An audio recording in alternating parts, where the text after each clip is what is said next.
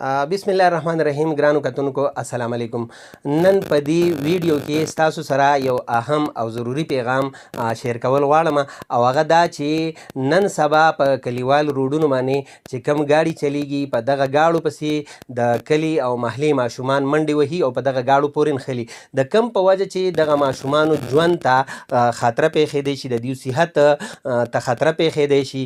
پرون راایسته زه په درو کې بازګور روډ باندې ګاډي وینم چې څه ډاینې دي او هغه دلته شګې وړي، خاورې وړي او د دې ټولې محلې ماشومان زه د چا نومونه نه اخلم، خو د هر کور ماشوم په دې کې شامل دی چې دغه ماشومان په دې ګاډو پسې منډې وهي او د دغه ډاینو لاندې چې کم انګلې دي هغې ته لاس ورچوي چې بالکل دا ټیر ته نږدې دي او دغه ماشومان دې ډاینو ته ورخیږي.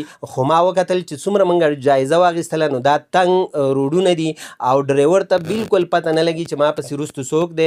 نو که خدای مکه دغه ډاینه په ریوس راشي یا دا ماشوم د لاس نه دغه انګل وخیږي، دغه ماشوم خدای مکه د ټیر نه رالاندې شي، نو موږ ته به ډېرې زیاتې مسلې پیدا شي، دغه ډرایور ته به مسله پیدا شي.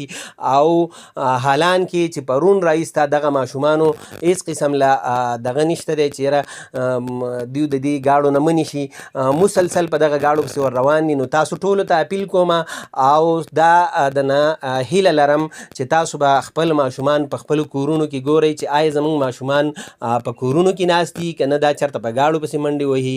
د دیو د ژوند بچ کولو دپاره به انشاءالله تعالی چې تاسو په دې ویډیو پیغام باندې عمل کوئ او زموږ سره به په دې کې مرسته کوئ.